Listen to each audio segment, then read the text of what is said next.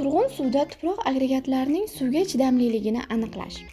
Ushbu usul tuproq agregatlarining turg'un suvda ma'lum vaqt oralig'ida butunlay parchalanish sonini hisobga olishga asoslangan.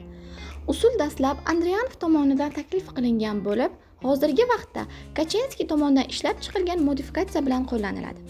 Ish jarayoni: tuproq namunasini havo quruq holatda elaklardan o'tkazib, zarracha o'lchami bo'yicha fraksiyalarga ajratiladi.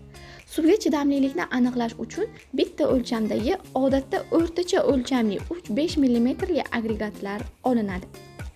Ushbu jarayonni aniqlash uchun olib kelingan tuproqning o'rtacha namunasi olinadi.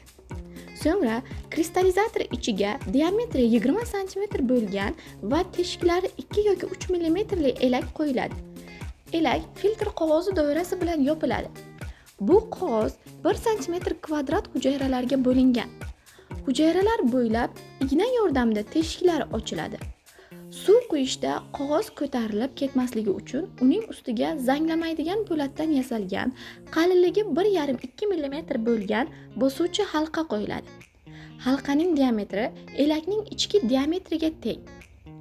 Halqa qirrasining eni 5-6 mm bo'ladi. Halqaning markaziga 4 ta radikal panjaraga kelib birlashadi va halqa yuzasini 4 sektorga ajratadi.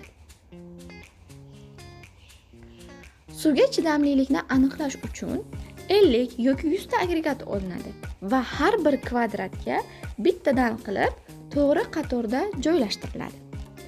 Kristallizatorga avval oz miqdorda suv quyiladi, faqatgina qog'ozni namlash uchun. Jarayon quyidagi tartib bo'yicha davom etadi.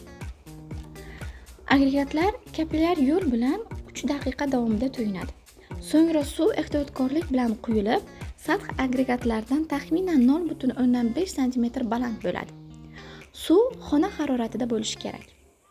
Parchalangan agregatlarni hisoblashni qulaylashtirish uchun ish daftarchasida ham filtr qog'ozdagi kabi to'rli sxema chiziladi va agregatlarning tarqalgan vaqti mos kvadratchalarga qayd etiladi.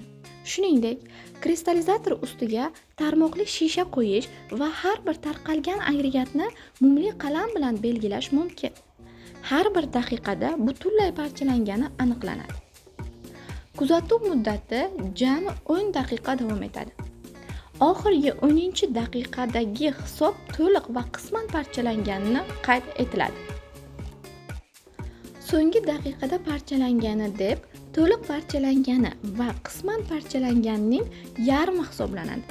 Agregatlarning suvda parchalanish vaqti har xil bo'lgani uchun bu ularning suvga chidamlilik darajasini ko'rsatadi. Shu sababli hisobga tuzatma koeffitsiyenti kiritiladi. Bu koeffitsiyent har bir daqiqadagi suvga chidamlilik